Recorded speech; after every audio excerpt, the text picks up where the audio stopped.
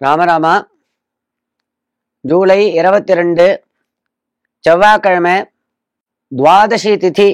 கார்த்தால 6:45 வரைக்கும் துவாதசி. காலையில் கொஞ்ச நேரம், சிறிது நேரம் துவாதசி இருக்கு. இப்படி இருக்க துவாதசிக்கு அல்பத்வாதசி அப்படின்னு பேரு. சூரியன் உதிச்சு கொஞ்ச நாழிகை தான் துவாதசி இருக்கு. நேற்றைய தினம் ஏகாதசி உபவாசம், ஏகாதசி விரதம் இருந்தவர்கள் அனைவரும் இந்த துவாதசி அன்னைக்கு துவாதசி திதி இருக்கிறதுக்குள்ள, அதாவது துவாதசி திதி இருக்கிறச்சையே துவாதசி திதி முடிவடைவதற்கு முன்பாகவே பாரண பண்ணணும். பாரணை அப்படின்னா சாப்பிட்டு விடணும். சுவாமிக்கு நிவேதனம் பண்ணி சாப்பிட்டு விடணும். இதுக்குதான் துவாதசி பாரணைன்னு பேரு. சில நாட்கள், சில சமயத்துல துவாதசி நிறைய நாழி இருக்கும்.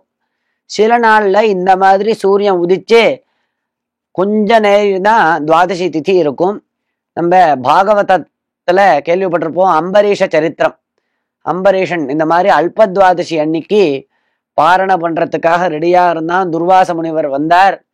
அப்படி அந்த கதையை நாம் கேள்விப்பட்டிருப்போம், ஏகாதசி மகாத்மியத்தை. அந்த மாதிரி இன்னைக்கும் இந்த அல்பத்வாதசியானது ஏற்பட்டிருக்கு.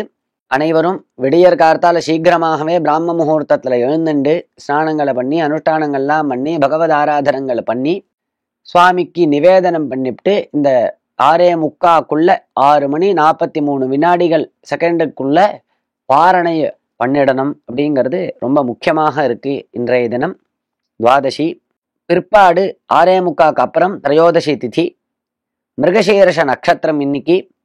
துருவயோகம், தைத்திலகரணம். இன்றைய தினம் மகாபிரதோஷம். பரமேஸ்வரனை ஆராதிக்க வேண்டியதான நாள்.